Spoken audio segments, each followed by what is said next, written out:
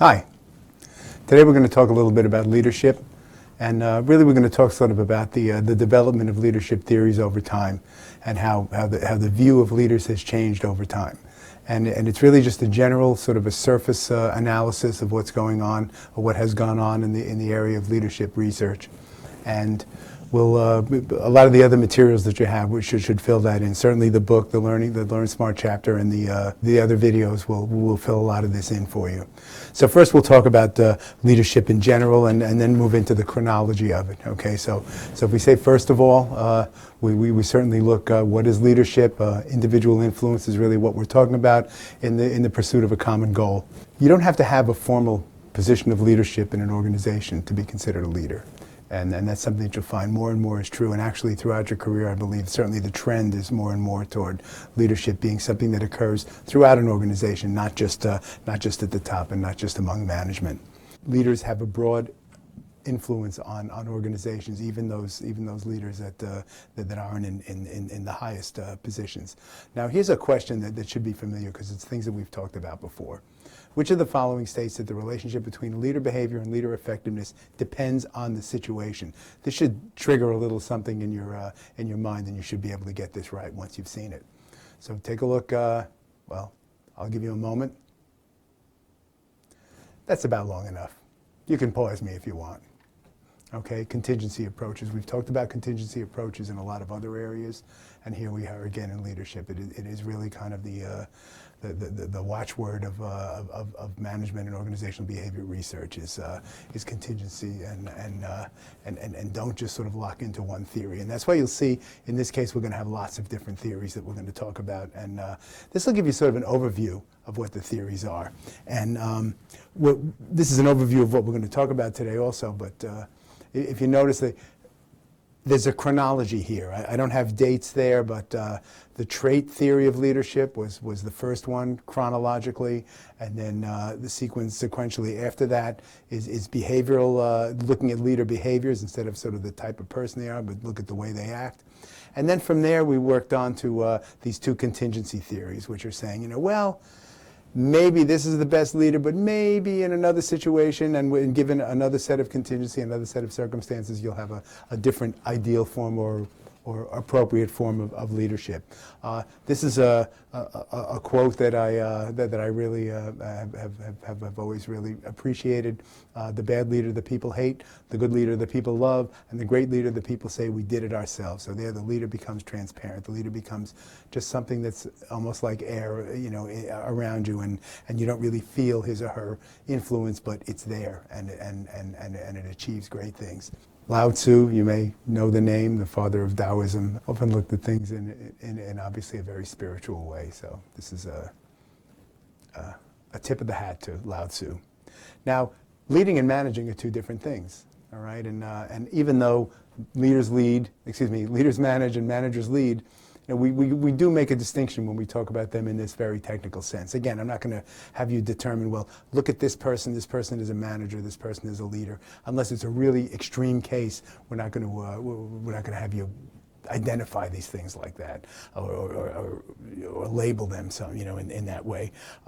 Good leaders are not always the greatest managers. Some great leaders have really been inspiring and not been able to handle at the management level. And managers, the businesses are full of people who are managers and have had some success and are not great leaders.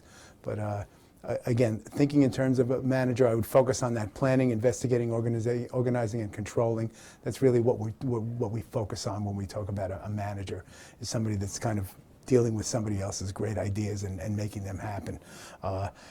Getting things done rather than finding the right thing and creating things. There's something there too.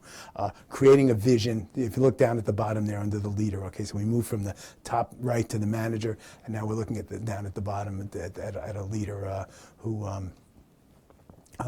plays a key role in providing a vision. You've seen in one of the videos, and we'll talk about it again, that vision is really the key here. If we look at leadership in a whole kind of this is sort of the model of the stuff that we're going to be looking at. I said that the trait view of management, of leadership came initially, and then we moved from there to the behavioral analysis of managers. We'll look at these aspects of an individual and how they lead to certain types of behaviors, and then of course to effective leadership. That situational factors, again, that's that contingency aspect that I talked about. Depending on who you're managing, or how well prepared the people are that you're managing, depending on how much responsibility you have, depending on the nature of the task itself, those are all those situational factors that we'll talk about, and we'll get into them in some detail later on. 3 issues we're going to look at when you're evaluating leadership is, what are the criteria for effectiveness? At what level are they being measured? At the institutional level, at the work group level, at the individual level. We're looking at that as well. And of course, who's doing the evaluation makes a difference too. What you're using to assess effectiveness, well, let's take a quick look. Let's take a quick look here. Let's take a quick look inside these issues. Okay, and for example, when we said what are the criteria using, is it production? Is it the amount of production? Is it the quality? Is it the employee turnover? I mean, there are lots of things, lots of measures that you can use to determine how effective a manager is. Employee satisfaction is another measure, or how effective a manager is at leading in a particular organization.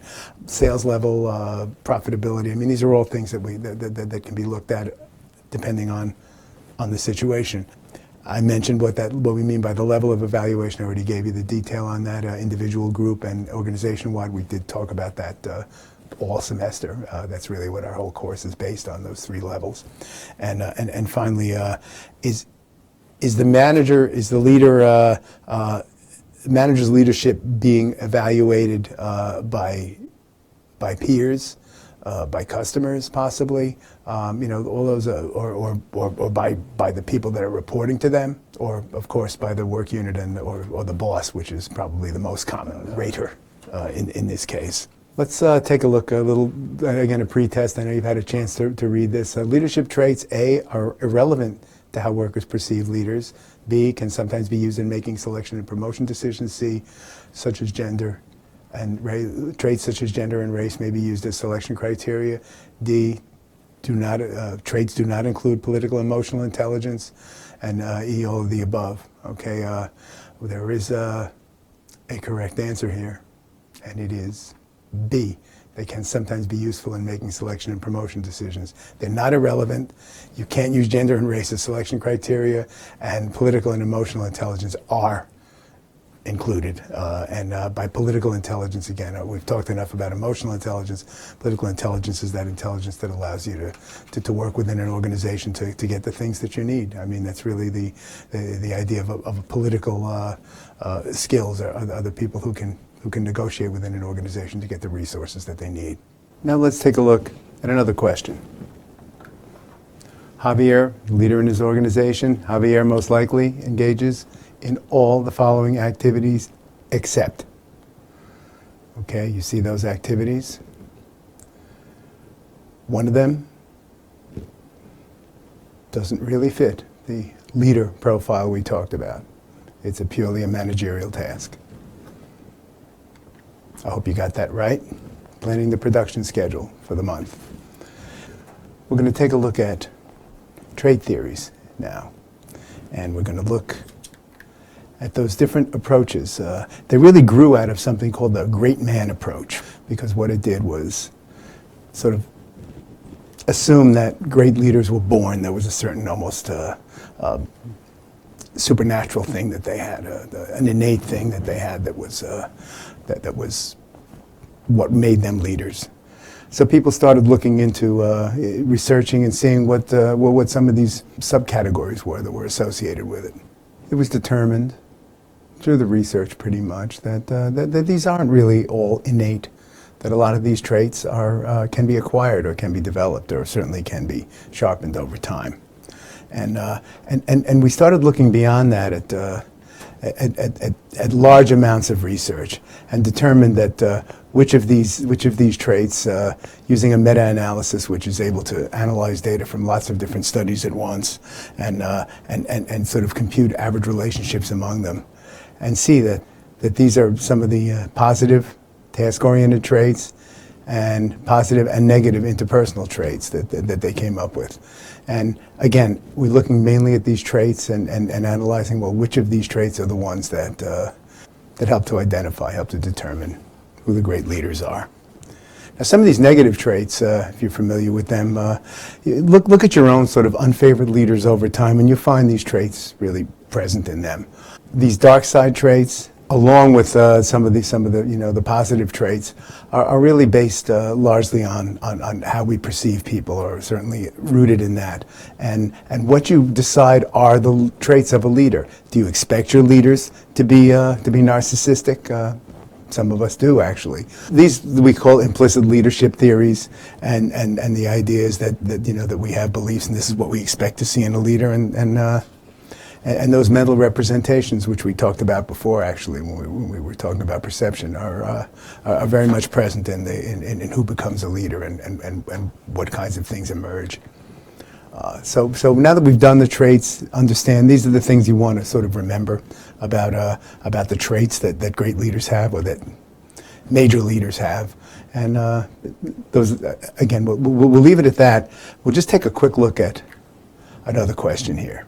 The leader at Joe's organization believes that all organizations overstate their expenses in order to pay less income tax. What trait is this leader exhibiting? Okay, and that answer is clearly Machiavellianism. It's okay to do something wrong for whatever reason, in this case because you rationalize that everybody does it. You will find that there are enough leaders, enough evidence you can find, again, looking into the past and looking around, and you'll come up with examples of, well, certainly of all these, but in this moment we're talking about Machiavellianism.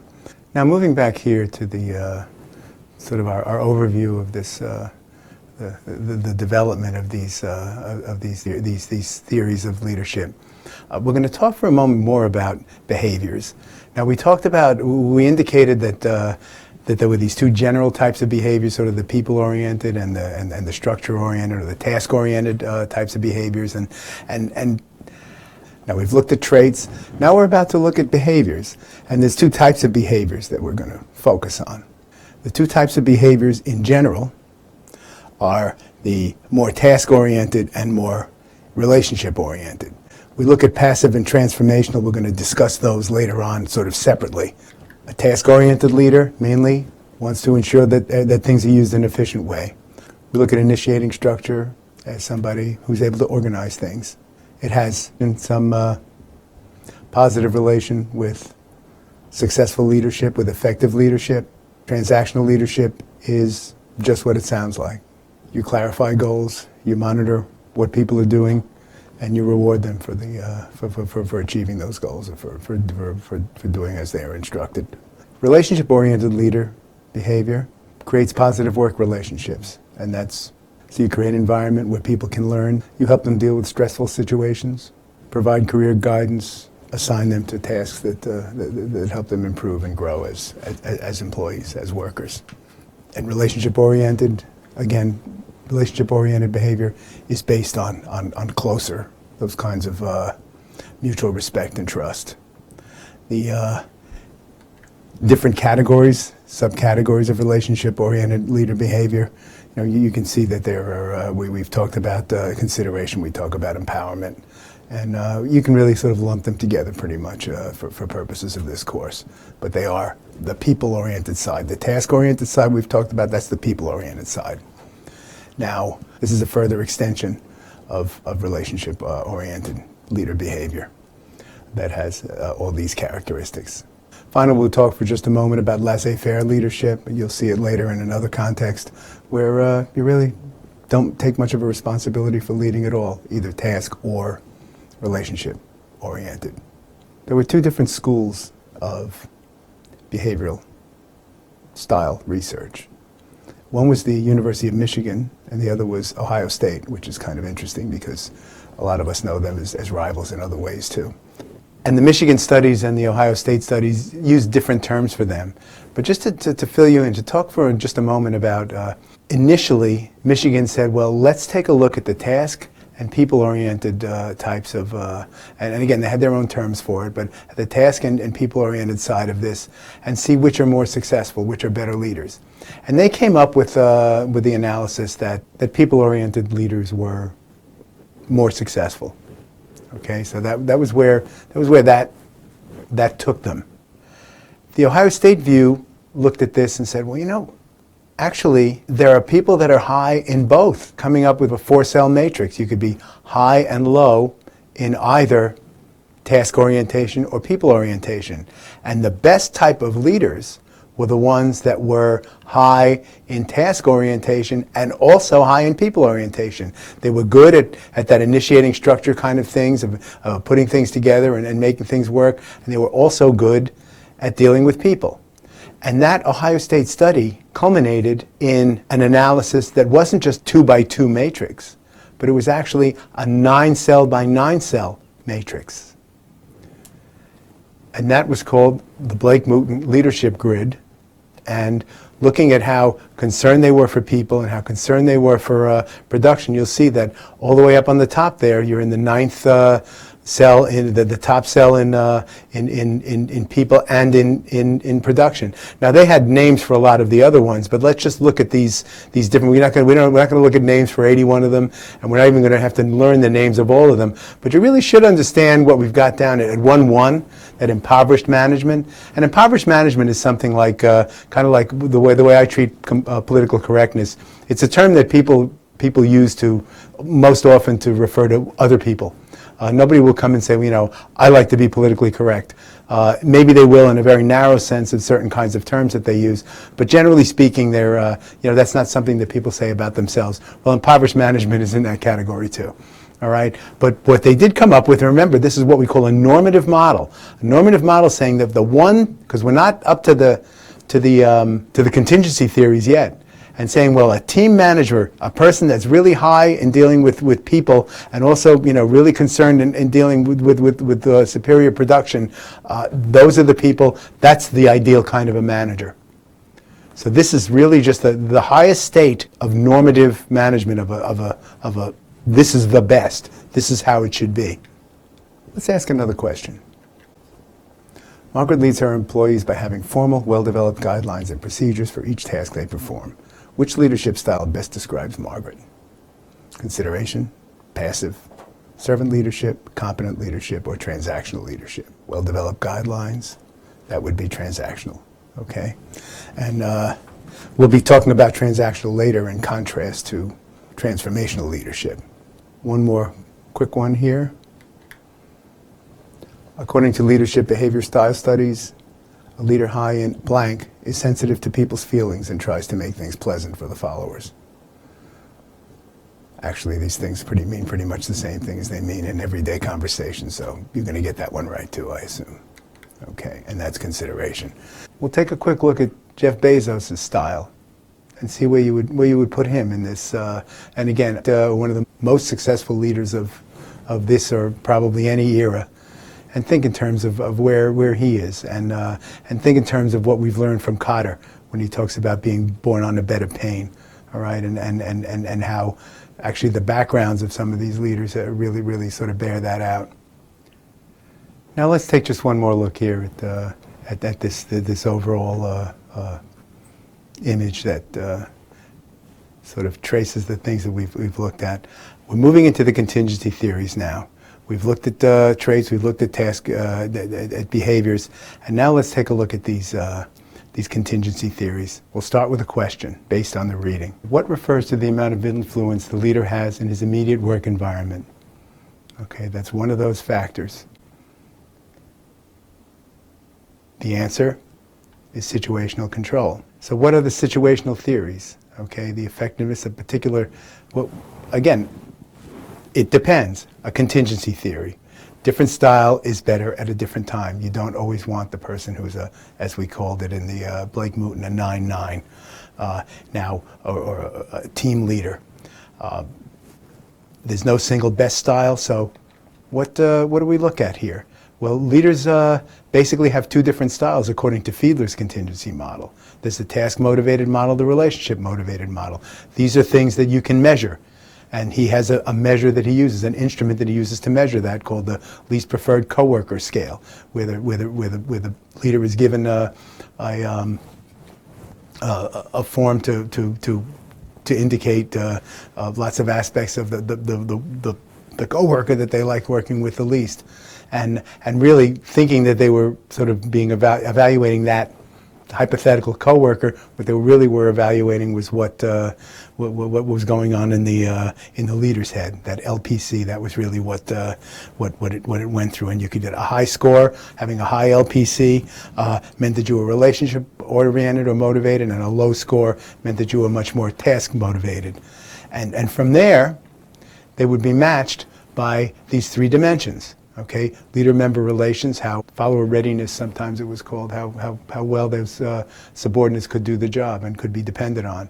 Task structure, depending on what the job is. Are you filling milk bottles, milk cartons, or are you developing brand new state-of-the-art computer processors? So those are again, it depends. And position power, how much real power does the leader have? And depending on all those things, and there's a chart in the book, and you can see it in a lot of other places that says, well, if you have this amount of task structure, this level of follower readiness, and this amount of then you'd have this type of a leader. And other types, you change one, you change another, you move to a different preferred type of leader, either task oriented or people oriented. But you're not going to have to know what they are. But you can see that depending on the level of each of these things, it would determine that you would use a different leader, a different category of leader would be ideal in that situation. Now, so to understand from Fiedler that leadership effectiveness isn't just traits and behaviors, it also depends on the situation. And that was really his major contribution to the theoretical development of leadership, for the development of leadership theories. Robert House developed the path-goal theory. We're not going to spend a lot of time on it because it is fairly complicated, but understanding that these three components are what it's made up of, and you use the path-goal theory for a leader to combine all these different factors in order to come up with the best category of leader. And we're not going to get into the different categories that he had. We're not going to spend a lot of time on it. Just understanding that, again, I'm going to go back for a second. Understanding that this is the role of a leader, and how they do it is, again, we'll just say for now, it depends. The type of leader you need, it depends largely on the variation in these in these areas and in all these different types of situations, general behaviors, and again, what you're looking for, how you're measuring effectiveness. You don't have to worry about that as much. What we're going to talk about with House is mainly that where Fiedler said there are two types of leaders and you need to match the leader to the situation or change either the leader or the situation, what House said in his path-goal theory is that you can modify your leadership style, that a leader has a repertoire of different behaviors and can apply a different one in any different situation. And that's a really important thing to consider, because when you're if you're a leader, if the situation is changing, can you adapt? Because if according to Fiedler's initial theories, that wasn't how it worked. But but House's is more inclusive in that regard. So the simple way to apply either situational theory: identify the behaviors, identify the situational conditions. We talked about the situational conditions. How much control does the leader have? How well prepared are the followers? What is the nature of the task? And then match the leadership to the conditions at hand, and determine how to match that leader to the situation. Again, in House's in Fiedler's initial view, and he did adapt over time, but in Fiedler's initial view, you had a single enduring leadership style, and that was the way you worked. In House's theory, a repertoire of different leadership styles. So let's take a look quickly here at the Fiedler contingency model. The job of the leader is to match their style to the most appropriate situation. The three critical contingency factors. Now, you really should get this right, so take a look at it and think about it, because we did go into it.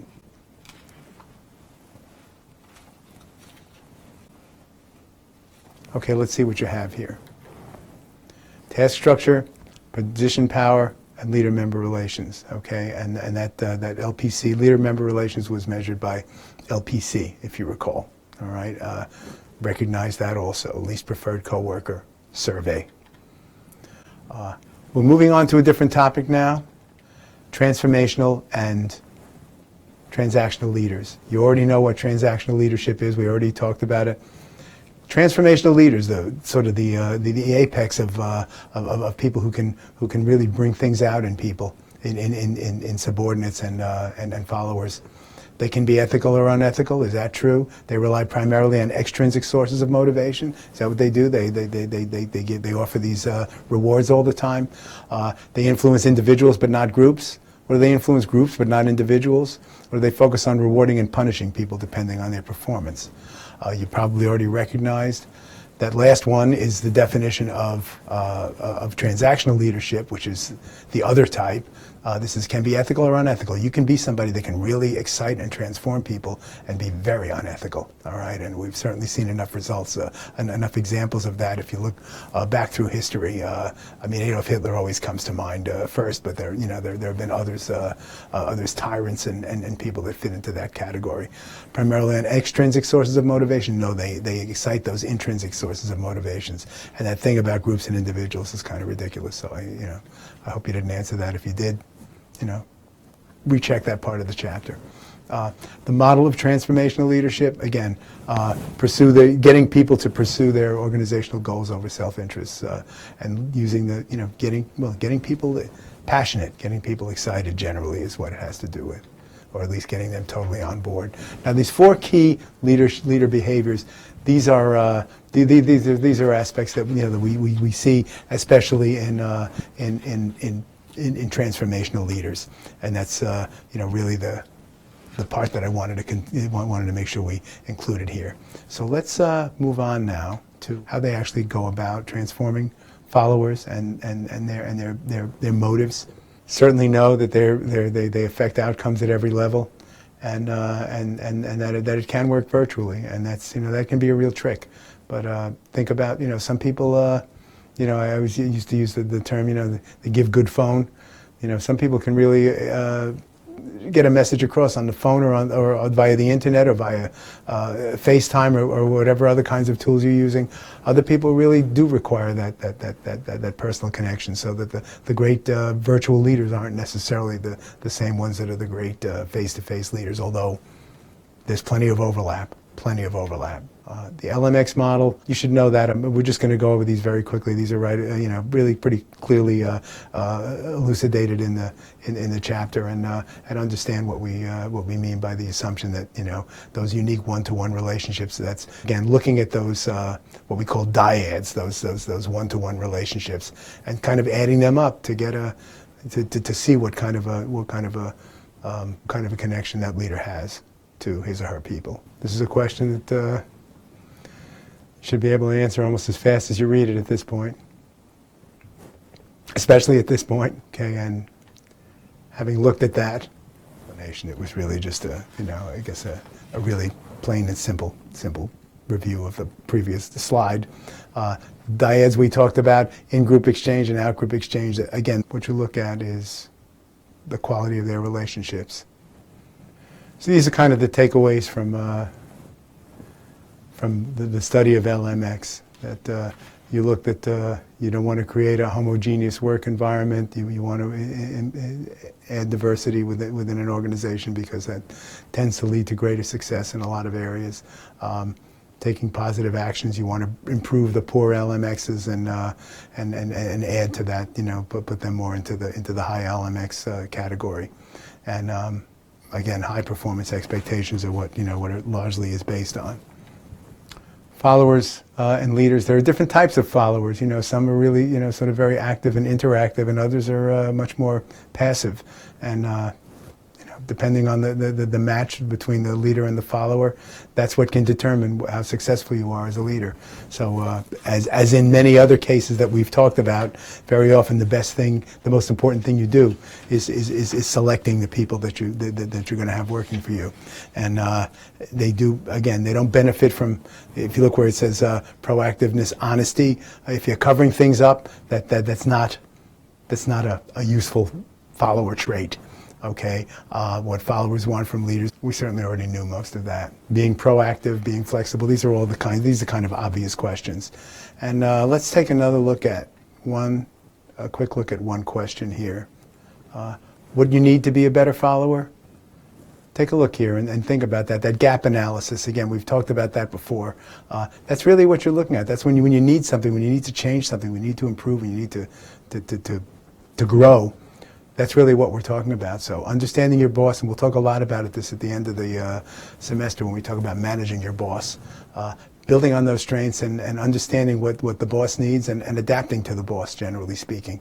Recognizing and addressing conflict. I mean, these are fairly obvious questions, so I'm not going to really spend any more time on them. All the following are transformational leadership behaviors, except. That's not a transformational leadership behavior. It is leader behavior. It is what we were looking for. So the things we've covered: general leadership theories, trait theories, behavioral style theories. You really want to make sure you know them. The situational contingency theories we talked about, transformational versus transactional leadership. These are all things that you ought to know. To some extent, we didn't spend a lot of time on the leader-member exchange or followership, but understand, sort of the basic contours of those aspects of those theories as well. And be sure to watch the other videos. This, we didn't spend a lot of time on a lot of this stuff because I think that's really what you need is the illustrations of what we've been talking about here, and again, those examples I mentioned, right in the introductions to the videos. So, good luck, and see you next time.